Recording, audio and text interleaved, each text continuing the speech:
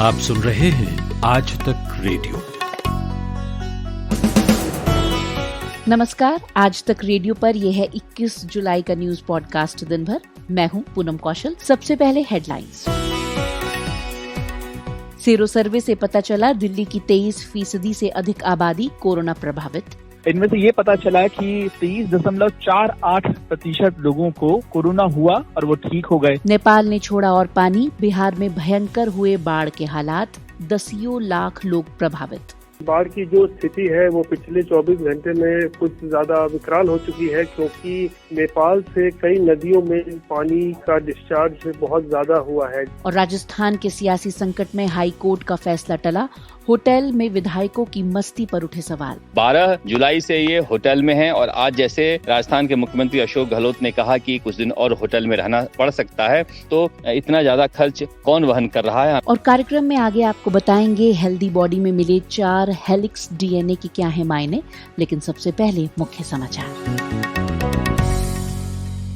देश में बीते 24 घंटों में कोरोना संक्रमण के लगभग 37,000 मामले सामने आए। मध्य प्रदेश की राजधानी भोपाल में 21 से 24 जुलाई तक लॉकडाउन लागू कर दिया गया है। राजस्थान में विधानसभा स्पीकर के नोटिस मामले में हाईकोर्ट ने अपना फैसला 24 जुलाई तक सुरक्षित रखा है। दिल्ली सरकार घर घर राशन पहुंचाने की योजना शुरू करेगी। पश्चिम बंगाल की मुख्यमंत्री ममता बनर्जी ने कहा है कि 2021 में तृणमूल कांग्रेस पार्टी अगर सत्ता में आती है तो गरीबों को पूरी जिंदगी मुफ्त राशन दिया जाएगा। मध्य प्रदेश के राज्यपाल और भारतीय जनता पार्टी के वरिष्ठ नेता लालजी टंडन का आज निधन हो गया है। इस साल 29 जुलाई से शुरू होने वाली हज यात्रा में केवल 1000 तीर्थयात्री ही हज कर पाएंगे। उत्तर भारत में मानसून के कारण काफी जगह बारिश हो रही है। दिल्ली में भी आज बारिश हुई। आईसीसी ने इस साल ऑस्ट्रेलिया में होने वाले T20 वर्ल्ड कप को स्थगित कर दिया है। इस बार जिन लोगों ने टिकट्स ले लिए हैं वो अगले साल भी मान्य होंगे। आप सुन रहे हैं आज तक रेडियो। यह है शाम का न्यूज पॉडकास्ट दिन भर और मैं हूं आपके साथ पूनम कौशल। अगले आधे घंटे में हम बात करेंगे राजस्थान के सियासी संकट और होटल में विधायकों की मस्ती की, चलेंगे भयंकर बाढ़ में घिरे बिहार और सुनेंगे आंखों देखा हाल। लेकिन सबसे पहले बात करते हैं कोरोना वायरस की। राष्ट्रीय राजधानी दिल्ली में हुए सेरो सर्वे से पता चला है कि सर्वे में शामिल 23.48% लोगों के शरीर में एंटीबॉडीज मिली हैं। इससे पता चलता है कि वो कोरोना वायरस से प्रभावित हुए होंगे। ये जानकारी भारत के स्वास्थ्य मंत्रालय ने दी है। इस स्टडी से ये भी पता चलता है कि वायरस से संक्रमित हुए अधिकतर लोगों में इसके सिम्टम्स नहीं दिखे हैं।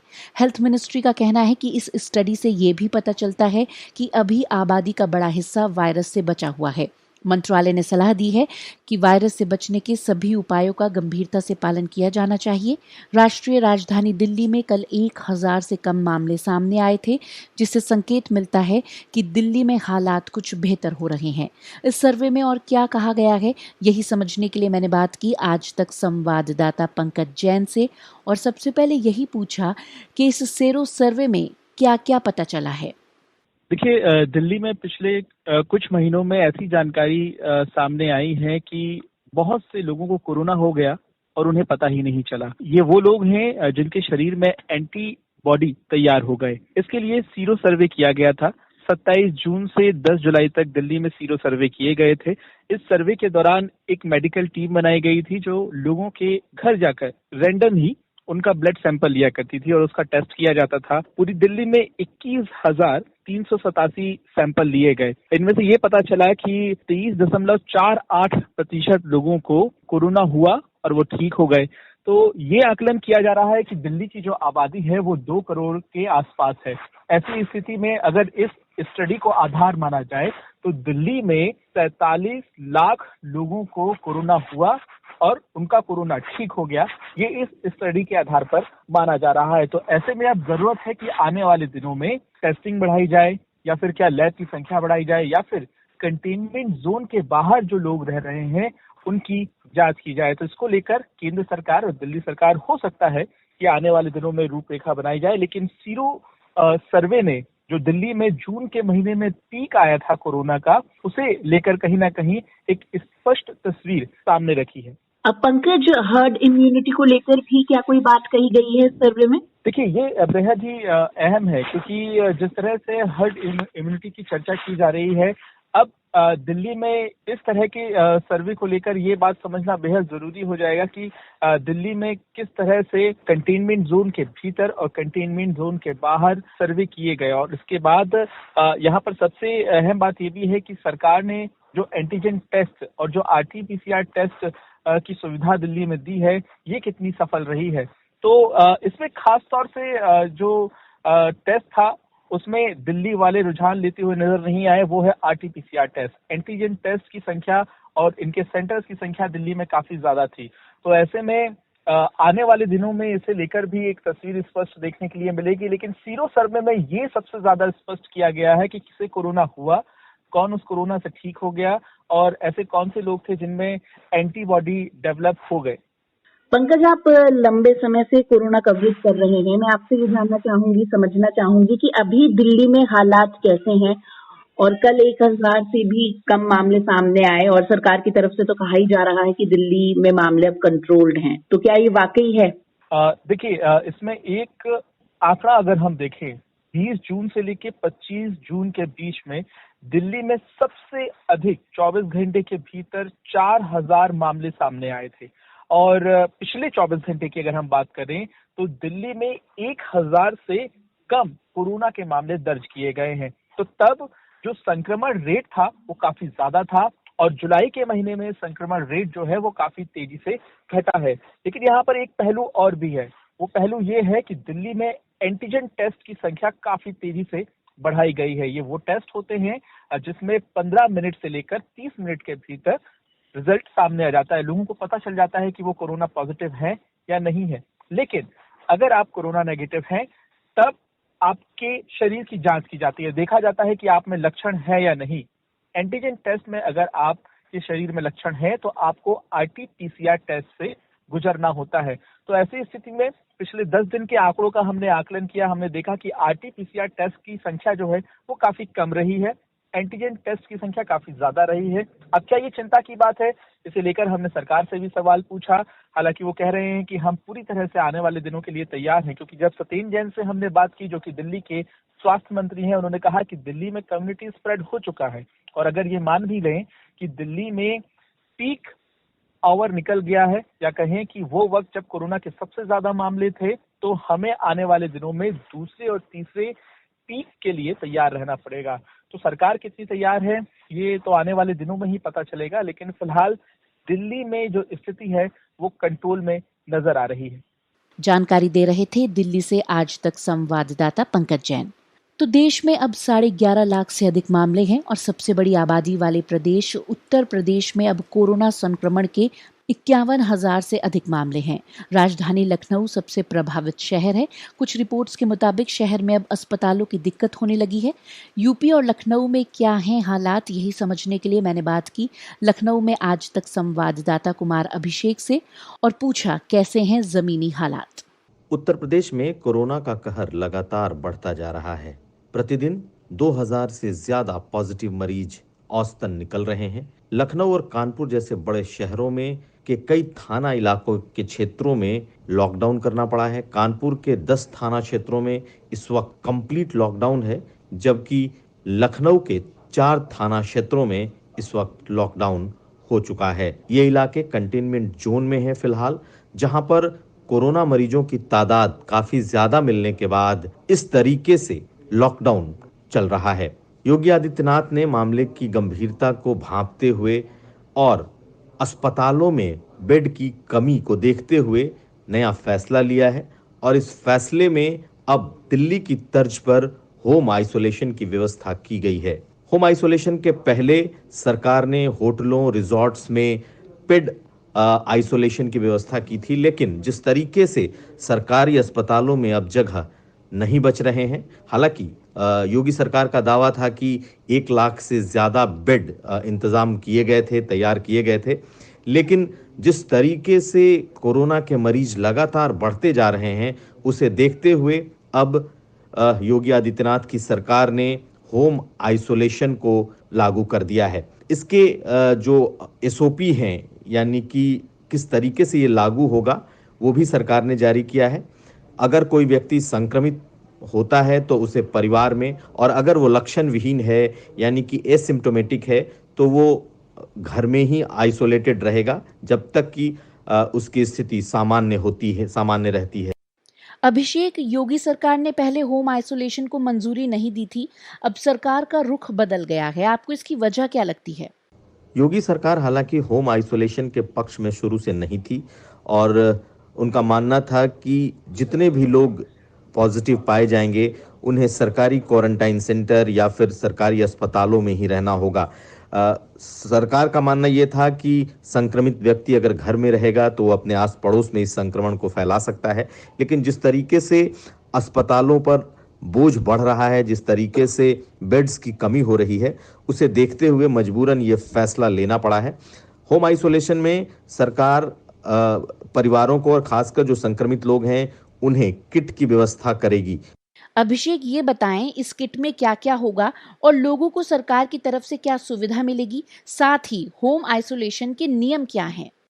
इस किट में ऑक्सीमीटर होगा, थर्मामीटर होगा, साथ साथ जो हाइड्रोक्सीक्लोरोक्विन जैसी जो दवाइयां हैं, पैरासीटामोल है, ये इन तमाम चीज़ों को रखना होगा। मास्क और दूसरे ऐसे कपड़े जिसे कि इस्तेमाल के बाद हटाना है, ऐसी चीज़ों की एक किट होगी जिसे कि मरीज को अपने साथ अपने घर में रखना होगा। साथ साथ घर में 2 टॉयलेट होने ज़रूरी है और एक अटेंडेंट जो घर का होगा उसे वो तमाम एहतियात बरतने होंगे जो कोविड पेशेंट के साथ रहने वाले लोगों को या डॉक्टरों को या पैरामेडिकल स्टाफ को करने होते हैं। तो कुल मिलाकर अब सरकार की कोशिश ये है कि चूंकि 80 से 85% जो लोग हैं वो एसिम्प्टोमेटिक होते हैं, लक्षण विहीन होते हैं, ऐसे में घरों में ही उनका इलाज शुरू कराया जाए और साथ साथ टेलीमेडिसिन यानी कि डॉक्टरों से उन्हें सलाह दिलवाई जाए। इसके लिए एक बाकायदा कमांड सेंटर तैयार किया जा रहा है ताकि जो लोग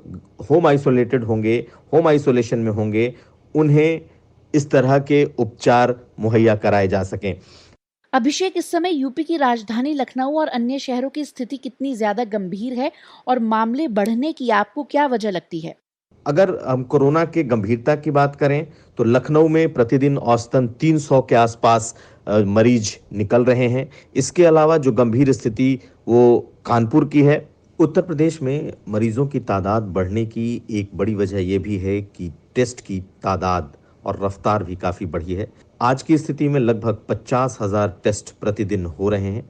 औसतन 46 से 50,000 के बीच ये कोरोना का टेस्ट इस वक्त चल रहा है।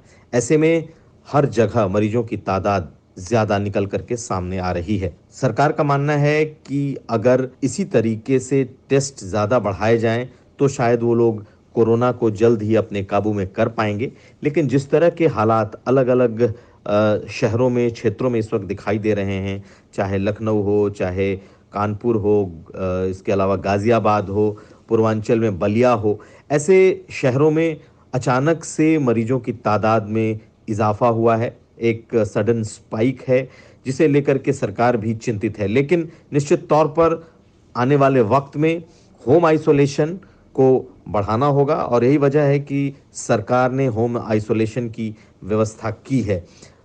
जो अस्पताल हैं उस पर निश्चित तौर पर बोझ ज़्यादा है। लोग लाइन में लगाकर अस्पताल में अपनी बारी का इंतज़ार कर रहे हैं कि उन्हें बेड मिल सके, ऐसा भी लखनऊ में देखने में आया है।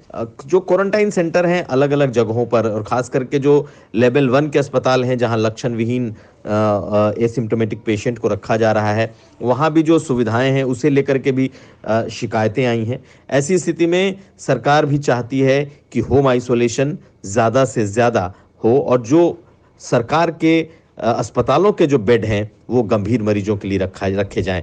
अब देखना यह है कि इस नई व्यवस्था से क्या सरकार कोरोना से जंग जीत पाती है और कितनी जल्दी इस पर काबू पा पाती है, क्योंकि अभी तक योगी सरकार का ट्रैक रिकॉर्ड माना जाता था कि कोरोना पे उन लोगों ने बहुत अच्छा काम किया है, लेकिन हाल के समय में जिस तरीके से मरीजों की तादाद बढ़ी है और जिस तरीके से कोरोना के कई दृश्य सामने आए हैं, बरेली में जिस तरीके से क्वारंटाइन सेंटर के अस्पताल में बाकायदा पानी का फव्वारा फट पड़ा, कई जगहों पर खाने की शिकायतें आई, उसे लेकर के सवाल भी उठे। ऐसी स्थिति में सरकार के लिए अब नए तरीके से पूरे इस कोविड और खास करके कोरोना के प्रोटोकॉल को मैनेज करना एक चुनौती बनी हुई है।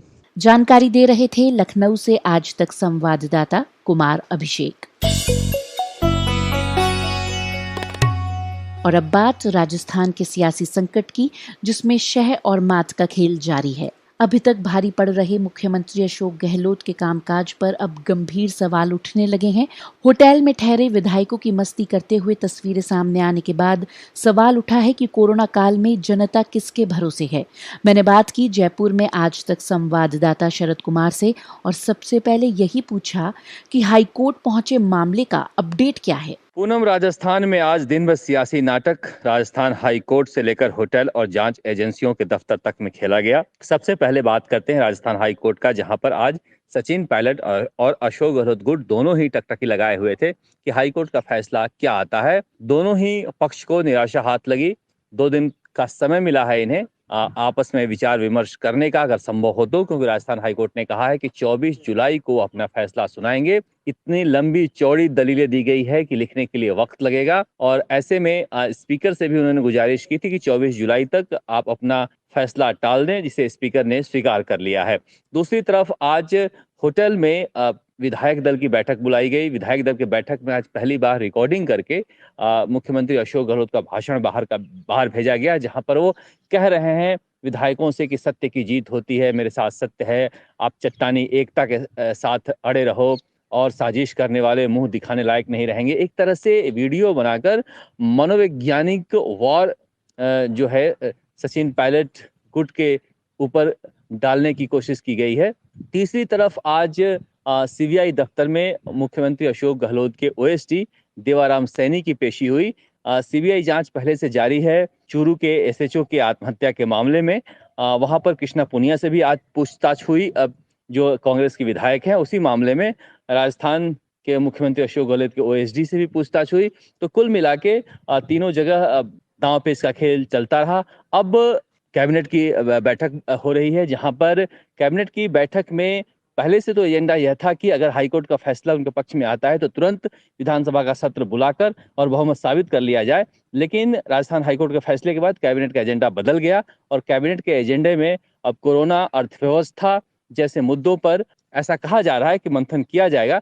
लेकिन समझा जा सकता है कि जिस तरह के राजनीतिक हालात हैं उसमें इन मुद्दों पर कैसे मंथन चल सकता है। शरद, यहाँ पर एक अहम सवाल ये उठता है कि विधायक सप्ताह भर से ज्यादा से लग्जरी होटल में हैं। ये खर्चा आखिर उठा कौन रहा है? ये जनता के टैक्स का पैसा है या पार्टी की अपनी कमाई है? हाँ पूनम, ये बड़ा सवाल है कि इतना भारी भरकम खर्च कौन उठा रहा है। देखिए, अब 12 जुलाई से ये होटल में है और आज जैसे राजस्थान के मुख्यमंत्री अशोक गहलोत ने कहा कि कुछ दिन और होटल में रहना पड़ सकता है, तो इतना महंगे होटल जिसका एक दिन का किराया 9,000 के आसपास है और 90 से ज्यादा कमरे बुक हैं, ऐसा कहा जा रहा है। तो इतना ज्यादा खर्च कौन वहन कर रहा है? हालांकि मुख्यमंत्री अशोक गहलोत ने कहा कि हमारी तो पार्टी वहन करेगी। आप पायलट गुट के लोगों से पूछिए कि मानेसर के होटल का खर्च कौन वहन कर रहा है। दूसरी तरफ परिवहन मंत्री प्रताप सिंह खाचरियावास ने कहा कि हमारे पास इतने पैसे हैं हमारे मंत्रियों और विधायकों के पास कि हम अपना किराया दे सकते हैं। लेकिन सवाल उठता है कि करोड़ों के खर्च होंगे। अगर हम इस जुलाई की बात छोड़ भी दें तो आपको याद होगा कि 9 जून से लेकर 19 जून तक ये राज्यसभा चुनाव से पहले भी इसी तरह से 5 सितारा होटल में थे, जहां पर शिव विलास लग्जरी रिजॉर्ट के अलावा जेडब्ल्यू मैरियट में भी ये जाकर रुके थे। तो ऐसे में कहा जा सकता है कि किस तरह से इन्होंने जनता की गाढ़ी कमाई और टैक्स के पैसे पर मौज करने का काम किया है सरकार बचाने के नाम पर। जी शरद, ये कोरोना महामारी का समय है और ये सियासी नाटक इस वक्त राजस्थान में चल रहा है। सबकी प्राथमिकता अपनी गोटियां सेट करने में होंगी, तो फिर जनता का ख्याल कौन रख रहा होगा? क्या ये कहा जाए कि राजस्थान की जनता इस वक्त राम भरोसे है? बिल्कुल सही कहा पूनम आपने। ये लोकतंत्र के लिए, हमारे जनतंत्र के लिए त्रासदी है कि कोरोना की महामारी के समय हमारे जनप्रतिनिधि 5 सितारा होटल में लुत्फ उठा रहे हैं। जिस तरह की तस्वीरें आ रही हैं बेहद शर्मनाक है। राजस्थान में एक तरफ कोरोना का मामला लगातार रोज नया रिकॉर्ड बना रहा है, दूसरी तरफ हमारे ये जनप्रतिनिधि हैं इस तरह से यहाँ पर होटल में मौज कर रहे हैं। जो तस्वीरें आई हैं क्रिकेट खेलने के, फुटबॉल खेलने के, व्यायाम करने के, शानदार ब्रेकफास्ट के, गाना गाने के, हौजी खेलने के, मुगले आजम देखने के, लगान देखने के, फिल्म देखने के, तो इस तरह की जो तस्वीरें आ रही है अपने आप में बिल्कुल शर्मनाक है कि इन परिस्थितियों में भी किस तरह से हमारे जो जनप्रतिनिधि हैं सरकार बचाने के नाम पर लोक लाज छोड़कर मौज कर रहे हैं। अगर वाकई में सरकार पर संकट है तो यहाँ पर देश की परिस्थितियों पर विचार होना चाहिए था, गहन मंथन होना चाहिए था, लेकिन गहन मंथन के बजाय अय्यासी की तस्वीरें सामने आ रही है जो अपने आप में बेहद शर्मनाक है। और लोग इन बातों पर चौक चौराहों पर बात कर रहे हैं कि अगर लोकतंत्र को इतना बड़ा खतरा है, सरकार को इतना बड़ा खतरा है, तो सरकार को गहन चिंतन करने के बजाय इस तरह से मौज मस्ती की तस्वीरें होटल से क्यों आ रही हैं। तो मेरे साथ जयपुर से जुड़े थे शरद कुमार, जो राजस्थान की राजनीति के सियासी संकट पर पहले दिन से नजर रखे हुए हैं और हमें हर दिन अपडेट रख रहे हैं। अब चलते हैं बिहार, जहां मॉनसूनी बारिश और नेपाल से छूटे पानी ने हालात भयावह कर दिए हैं। प्रदेश के कई जिले भयंकर बाढ़ में घिरे हुए हैं और दसियों लाख लोग इससे प्रभावित हैं। बिहार के इन इलाकों में साल दर साल बाढ़ आती है। बाढ़ में बह गए घरों, डूब गए लोगों और बिखर गई जिंदगियों की कहानी आती है। फिर मौसम बदलता है और लोग बाढ़ को भूल जाते हैं, अगले साल फिर बाढ़ आने तक। आज तक संवाददाता रोहित सिंह कई दिनों से बाढ़ प्रभावित इलाकों का दौरा कर रहे हैं। मैंने उनसे बात की और सबसे पहले यही पूछा कि इस वक्त ताजा हालात क्या हैं। देखिए, बाढ़ की जो स्थिति है वो पिछले 24 घंटे में कुछ ज्यादा विकराल हो चुकी है, क्योंकि नेपाल से कई नदियों में पानी का डिस्चार्ज बहुत ज्यादा हुआ है, जैसे कि गंडक नदी, बागमती हो या फिर कोसी नदी। इन सब में नेपाल की तरफ से लगातार पानी का डिस्चार्ज हो रहा है, जिसकी वजह से ये सभी नदियां जो है वो पूरे उफान पर हैं। और जो प्रभावित जिले हैं उनमें आप कह सकते हैं कि गंडक नदी में जो जलस्तर बढ़ा है उससे पश्चिमी चंपारण, पूर्वी चंपारण, गोपालगंज, ये सभी इलाके जो है, सीतामढ़ी, ये सब उससे प्रभावित हुए हैं। और दूसरी तरफ जो बागमती में जो पानी का लेवल लगातार बढ़ते जा रहा है उससे मुजफ्फरपुर, दरभंगा, इन सब जगहों पर जो है वो कई गांवों में पानी घुस चुका है। लेकिन इन सब में सबसे जो ज्यादा खतरनाक स्थिति है वो है कोसी इलाके की, क्योंकि कोसी को बिहार का शोक भी कहा जाता है और हर साल यहाँ पे भयंकर बाढ़ आती है, जिसकी वजह से दर्जनों जिले जो है वो प्रभावित होते हैं। और इस बार भी बात करें तो आज नेपाल की तरफ से तकरीबन 3.5 लाख क्यूसेक पानी का डिस्चार्ज किया गया है और माना जा रहा है कि आज शाम तक या कल सुबह तक पानी जो है उन क्षेत्रों में प्रवेश कर जाएगा, जैसे कि सुपौल हुआ, सहरसा, मधेपुरा, खगड़िया, भागलपुर, इन सभी इलाकों में जो पानी धीरे धीरे प्रवेश करना शुरू करेगा तो और भी ज्यादा तबाही जो है कोसी नदी से जो है वो लोगों को जिंदगी में देखने को मिलेगी। तो वैसे अभी भी अगर बात करें तो कोसी नदी पूरे रौद्र रूप में है, उसने विकराल रूप अभी धारण किया हुआ है और कोसी के वजह से सुपौल, सहरसा, मधेपुरा के सैकड़ों गांव जो है इस वक्त पूरी तरीके से जलमग्न है और जो प्रभावित लोग हैं उन्हें सुरक्षित स्थानों पर निकालने का प्रयास किया जा रहा है। बहुत लोग हैं जो अपना गांव छोड़ने को तैयार नहीं, अपने घर छोड़ने को तैयार नहीं है। प्रशासन उनसे बार बार कह रहा है कि वो सुरक्षित स्थानों पर निकल जाएं, लेकिन फिलहाल बिहार में अगर बात करें तो तकरीबन 1 दर्जन जो जिले हैं वो इस वक्त बाढ़ की भीषण चपेट में है। जी रोहित, जैसा आप भी बता रहे हैं और हमने भी देखा है कि हर साल बिहार के इन इलाकों में बाढ़ आती है और पिछले साल का भी मुझे याद है कि सिचुएशन जो थी वो बहुत ही ज्यादा भयावह हो गई थी। तो क्या इस साल प्रशासन की तरफ से कोई खास तैयारी की गई थी? देखिए, जहाँ तक प्रशासन की बात है तो बहुत ज्यादा कुछ करने को प्रशासन के पास होता नहीं है, क्योंकि नेपाल से जो पानी का डिस्चार्ज होता है उसे रोकना प्रशासन के बस में नहीं है। हर साल जो है गंडक नदी हो, बागमती हो या फिर कोसी नदी हो, नेपाल की तरफ से सबसे ज्यादा पानी का डिस्चार्ज होता है। और अभी भी देख लीजिए, पिछले 48 घंटों से पूरे उत्तर बिहार में लगातार बारिश हो रही है, जिससे कि जलस्तर लगातार इन नदियों में बढ़ता जा रहा है। जहाँ तक प्रशासन की बात है, प्रशासन ने अपनी तरफ से दावे किए हैं कि लोगों को सुरक्षित स्थानों पर निकालने के लिए उन लोगों ने नाव की व्यवस्था की हुई है और जो लोग सुरक्षित स्थानों पर निकल कर आ रहे हैं उनके खाने पीने के लिए भी जो है व्यवस्था की जा रही है, लेकिन फिर भी प्रशासन के जो दावे हैं वो खोखले ही साबित होते हैं, क्योंकि लोगों की शिकायत हमेशा रहती है कि प्रशासन जो है उनके लिए उतना ज्यादा नहीं कर पा रहा है। मधेपुरा में भी हम लोग गए हुए थे, बहुत सारे ऐसे गाँव में गए हुए थे जहाँ पर प्रशासन की मदद अभी तक नहीं पहुंची है, कोई भी सरकार का नुमाइंदा वहाँ नहीं पहुंचा है और लोग जो है शिकायत कर रहे हैं कि उन्हें किसी प्रकार की भी मदद नहीं मिल पा रही है। रोहित, बिहार में इस साल चुनाव भी होने हैं, पहले कोरोना महामारी और अब ये भयंकर बाढ़, क्या ये मुद्दे आपको लगता है कि मतदाताओं की राय को प्रभावित करेंगे? देखिए, जाहिर सी बात है, बिहार में इस बार जो है डबल अटैक हुआ है, कोरोना दूसरा बाढ़, और इस वक्त दोनों एक साथ जो है लोग इससे प्रभावित है। एक तरफ लोग अपनी कोरोना से अपनी जिंदगी बचाने के लिए जद्दोजहद कर रहे हैं, वहीं दूसरी ओर लाखों की आबादी जो है वो कोरोना के साथ साथ अपनी बाढ़ की विभीषिका से भी अपने आप को बचाने की कोशिश कर रही है। तो ऐसे में ये मुद्दे जरूर हैं जो लोगों के बहुत दिल के करीब होते हैं, क्योंकि कोरोना का मुद्दा बहुत गरमाया हुआ है इन दिनों। नीतीश सरकार पर लगातार आरोप लग रहे हैं कि सरकार पूरी तरीके से फेल हो चुकी है। जितने भी तैयारियां सरकार ने की थी कोरोना से लड़ाई लड़ने के लिए, वो पूरी तरीके से नाकाफी साबित हुई है पिछले कुछ दिनों में, क्योंकि जिस तरीके से बिहार में कोरोना विस्फोट हुआ है उसके सामने सरकार की सारी तैयारियां जो है वो फेल होती नजर आ रही हैं। वहीं दूसरी ओर बाढ़ को लेकर भी लोगों की जो है शिकायत लगातार मिलती रहती है कि प्रभावित इलाकों को या फिर प्रभावित पीड़ित लोगों को सरकार मदद पूरी तरीके से नहीं पहुंचा पाती है। तो जाहिर सी बात है, जब चुनाव होंगे तो ये सब चीजें जो है लोगों के जहन में जरूर होंगी इलेक्शन से पहले। तो बिहार से ताजा हालात बता रहे थे आज तक संवाददाता रोहित। बढ़ते हैं आगे। इंसान का शरीर डीएनए से बना है। डीएनए ही निर्धारित करता है कि कौन व्यक्ति कैसा होगा, कद काठी कैसी होगी। अभी तक हम सब जानते हैं कि डीएनए की संरचना डबल हेलिक्स है, लेकिन अब वैज्ञानिकों को हेल्दी ह्यूमन बॉडी में 4 हेलिक्स वाला डीएनए मिला है। क्या है ये नई जानकारी और इससे क्या बदल जाएगा, यही समझने के लिए मैंने बात की विज्ञान की खबरों पर नजर रखने वाले आज तक संवाददाता रिचीक मिश्रा से। अभी तक हम लोग ये जानते थे कि इंसान का शरीर जो है वो डीएनए से बनता है। डीएनए मतलब डीऑक्सीराइबोन्यूक्लिक एसिड। डीएनए हमारे शरीर की संरचना का आधार है, वो बुनियाद है।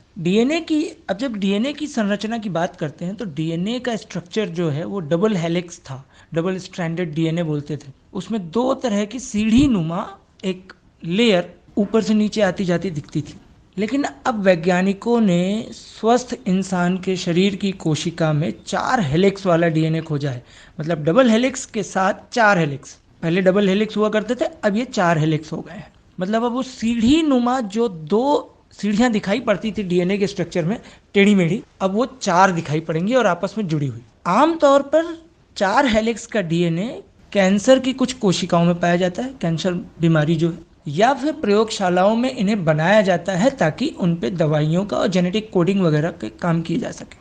लेकिन ये पहली बार हुआ है कि एक स्वस्थ इंसान की शरीर की कोशिका में 4 हेलिक्स डीएनए मिला है। वह स्थायी है, सुरक्षित है और सामान्य तरीके से शरीर के अंदर बना है। ये दावा किया है इंपीरियल कॉलेज लंदन के वैज्ञानिकों ने। उस वैज्ञानिकों की टीम को जो लीड कर रहे हैं उनका नाम है मार्को दी एंटोनियो। मार्को दी एंटोनियो बताते हैं कि अब हमें डीएनए की संरचना के अध्ययन के लिए नई शुरुआत करनी पड़ेगी।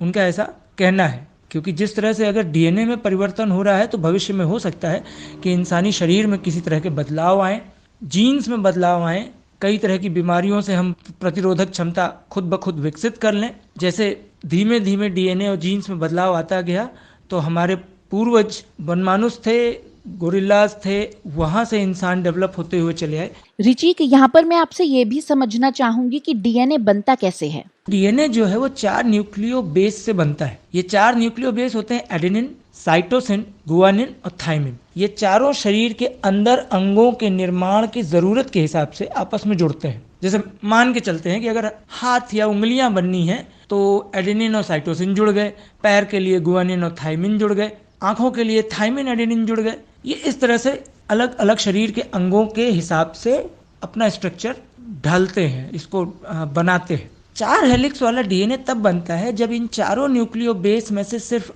एक गुआनिन अपने बेस पर वर्गाकार आकृति बनाता है। मतलब जो आपको 2 टेढ़ी मेढ़ी सीढ़ियाँ दिखाई पड़ती थी, वो गुआनिन अकेले 4 बनाता है।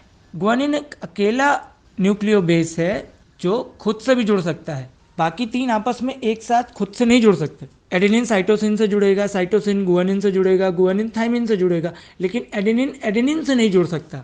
ये खासियत सिर्फ गुआनिन न्यूक्लियो बेस में है। मार्को दी एंटोनियो ने बताया है मीडिया को कि अब हम ये जान पाएंगे कि किस कोशिका को कब किस जीन्स की ज़रूरत है, किस तरह के जेनेटिक कोडिंग की ज़रूरत है, या वो कितना प्रोटीन बनाएगी। इससे हमें शरीर के विकास को लेके बेहद सूक्ष्म जानकारी जो है वो मिलेगी। जानकारी दे रहे थे रिचीक मिश्रा। तो दिन भर में फिलहाल इतना ही। चलते चलते मुख्य समाचार एक बार फिर।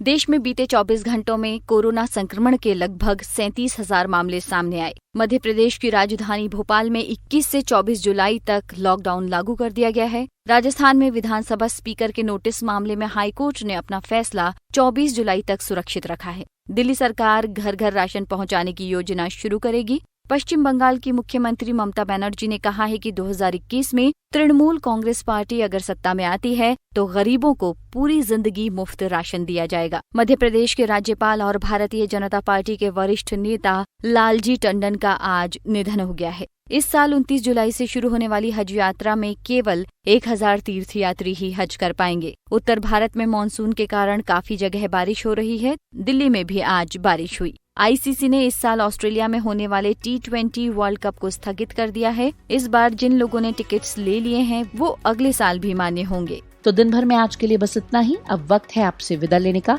अब आप हमें गूगल पॉडकास्ट, स्पॉटिफाई और जियो सावन के अलावा और भी कई ऑडियो प्लेटफॉर्म्स पर सुन सकते हैं। अपना फीडबैक आप हमें radio@aajtak.com पर जरूर भेजें। फिलहाल मुझे और साउंड पर मेरे साथी तिलक भाटिया को दीजिए इजाजत। नमस्कार।